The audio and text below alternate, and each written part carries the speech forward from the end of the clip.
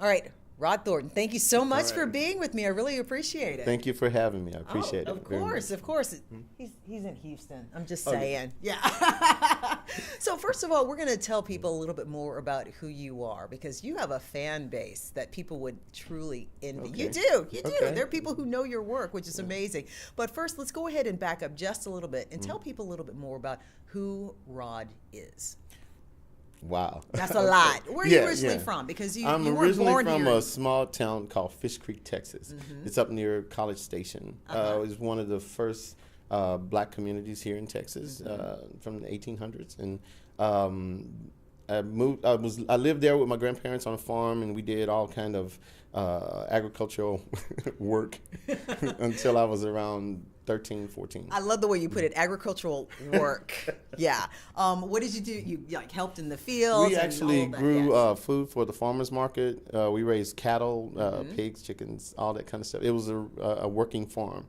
And we had I think it was 60 to 100 acres, and then another 100 acres that we worked, baling hay, doing that kind of stuff. That's impressive. Yes. Yeah, yes. especially such a young age, teaching someone to be responsible. Yes, my grandfather, was who I was living with. He taught us that you wake up in the morning, you get ready, start working, and then the sun came up, and then by the time we got all of that done, we'd be ready to start our day, going out in the fields. And actually, my wife never believed that I was in the time where we used to chop corn and different things like that to actually do the labor to prepare the harvest, and then gather the harvest, basket it up, and then take it to the farmer's market. You know, kids today would be like, you crazy. We asked them to bring stuff from the car into the house, and they feel like they've worked. And I was like, really? They have no idea. Yes. But at the same time, you had this bug in your ear or in your heart or in your mind when it came to art. And I know that especially because of something you did with the Houston Livestock Show and Rodeo. Yes. When I first moved to Houston, I used to draw ever since I was 4 or 5 years old. I've always drawn. I loved horses and being raised around animals. Those were the subjects that I used to draw a lot.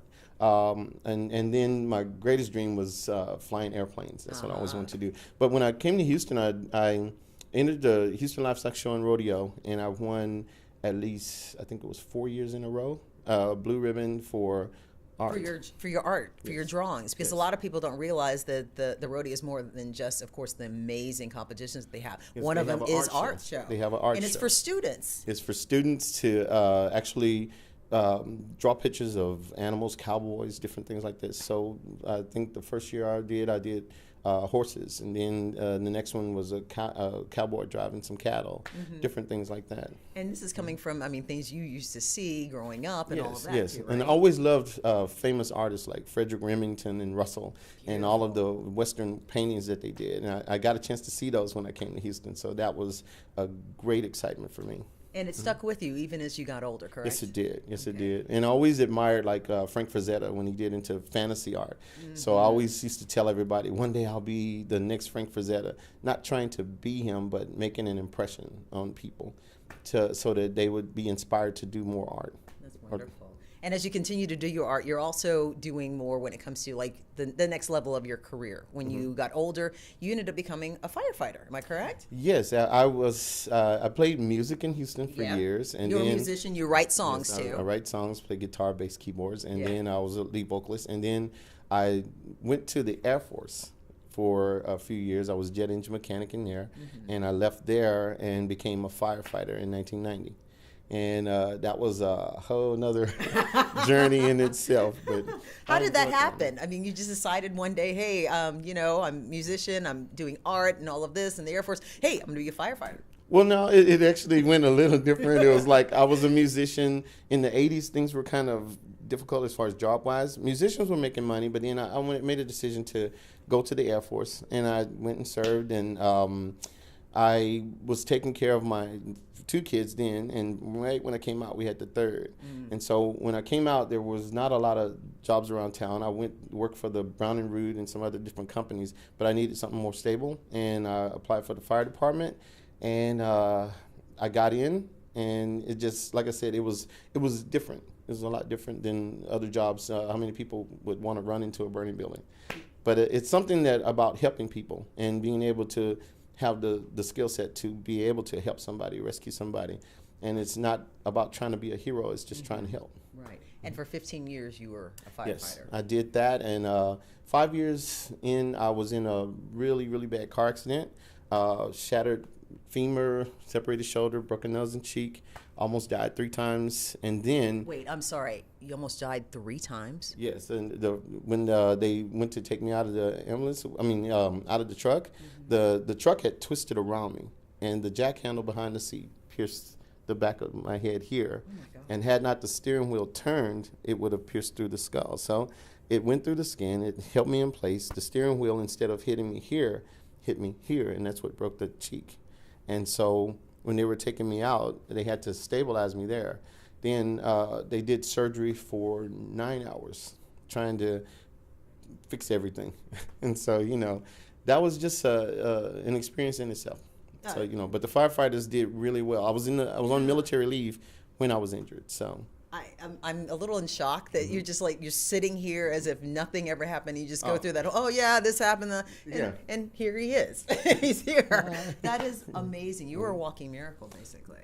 And I agree. Yeah. It is just a walking miracle. But you still maintained your ability to be a firefighter. Well, what I did was they transitioned me over to do public relations, yes, where I started doing the firefighters coloring book and drawing pictures for the fire department. A gentleman named Lane Sauls found me. I was working in mapping department while my leg was healing, and they brought me over, and I started to revitalize the fire safety program for all of the schools and the surrounding school districts. And so we created all the material, and then we started doing high-rise teaching about evacuation and all of that. So they sent me to the University of Houston. I learned methods of teaching and started teaching there, CPR training and all of that. And still drawing at the same time. Yes. And that allowed me to draw at work. Yeah, so that's pretty cool. I get paid exciting to do it. Yes, every artist wants to get paid to draw something. And then we did like puppet shows for the children at Herman in the cancer center. And the biggest thing was working with Camp Janice and the Galveston Hospital for the Burned, and getting to meet different kids. And I always say those are the real heroes, because you see children that have been horribly burned and disfigured, and when they see us, they want to play. And we had toys and stuffed animals for them. All the firefighters choked them back out with the tears. And I got a chance to meet Robert Melton. Oh, and really? That was one of my most proud and saddest moments, because his injuries were fresh, and nobody else could go in because they were all teared up. And so I was like, I'll go. And the big strong man as you are, you could do it, right? Yeah. But I went in, and he told me something I'll never forget. He says, when I grow up, I want to be a firefighter just like you. And that just kind of made me realize the job we do, and that it's you can't say it's thankless, because that made it all worthwhile. Okay. People are watching. No, there's no. You don't have to apologize for the feelings that you have, because it's beautiful, and you made an impact on so many people, and you continue to do. After you left as a firefighter, you now took a big venture, a big step in a direction you were already going in. That one was really interesting, because when I decided to retire from the fire department, I come home one day and I tell my wife, "Hey, I'm leaving the fire department. I'm gonna go make comic books." And she thought you were crazy. And after the awkward pause, she was like, "Well, you've taken care of the family, so I trust you." Okay. And that journey started a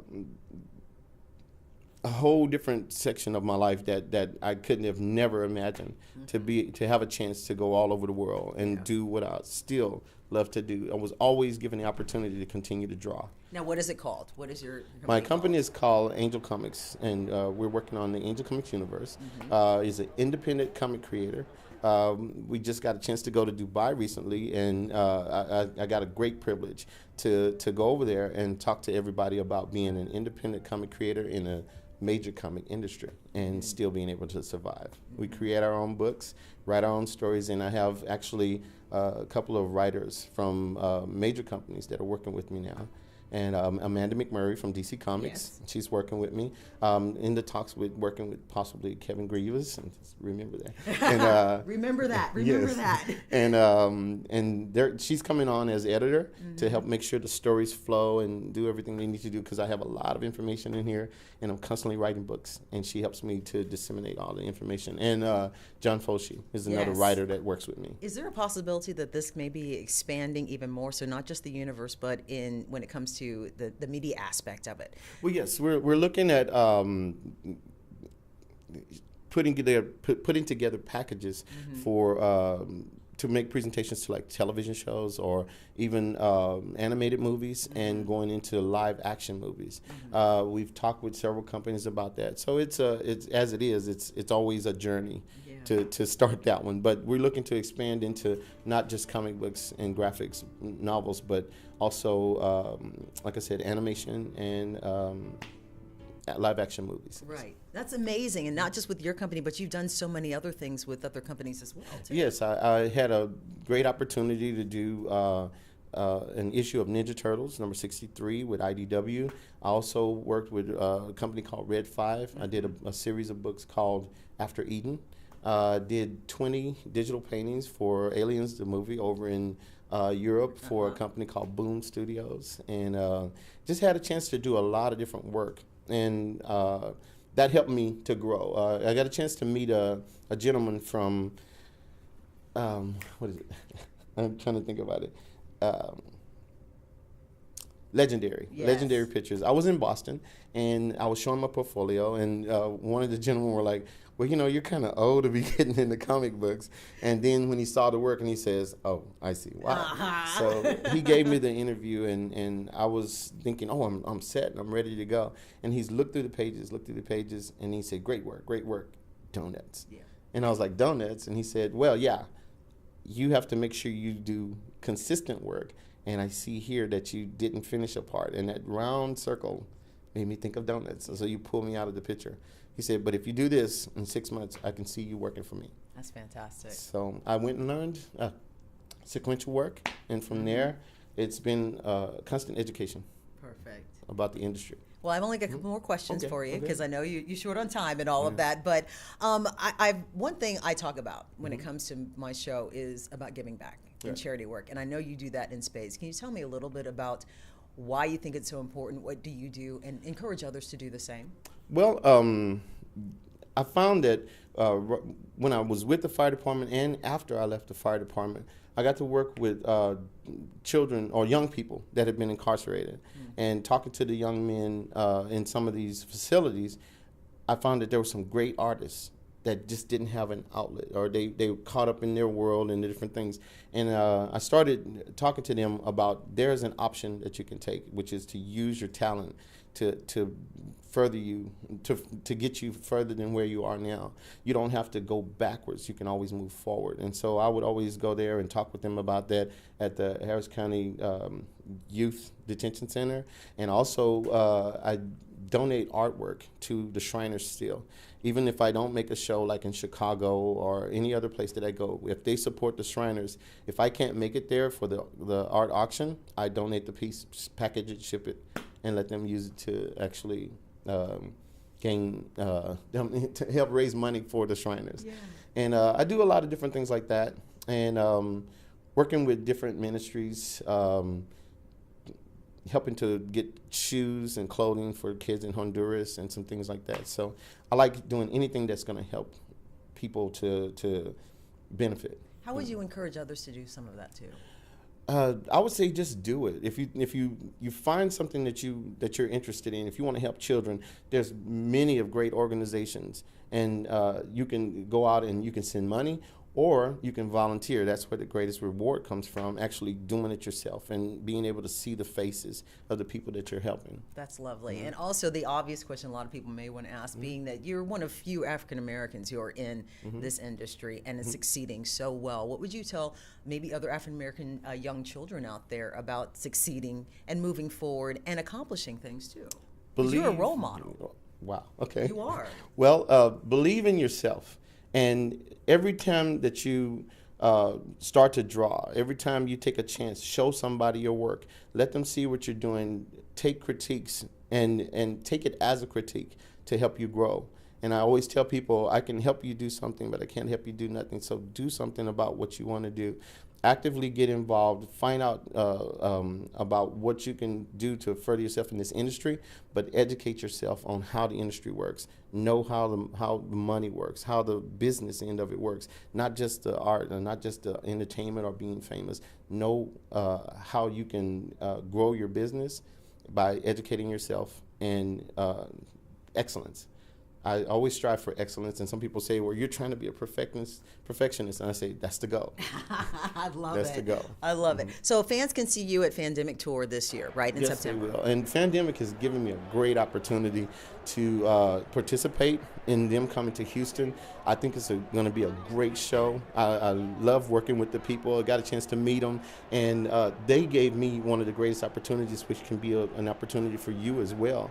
As I said, to promote my own work, to promote others that are working with me, and I think that it's going to be one of the greatest shows here in Houston. And again, when is it? September? It's in September, and we're going to be there 14, 15, 16. You got it. And we'll be there promoting all our new books, our new #1s, and this will be a chance for us to go nationwide. All right. And I thank them for that opportunity. And for more information on you, if they can't make it, how do they contact you? You can go to angelcomicsonline.com, Angel Comics Facebook, and Angel Comics Twitter and Instagram. And Instagram. Yes. All right. Yes.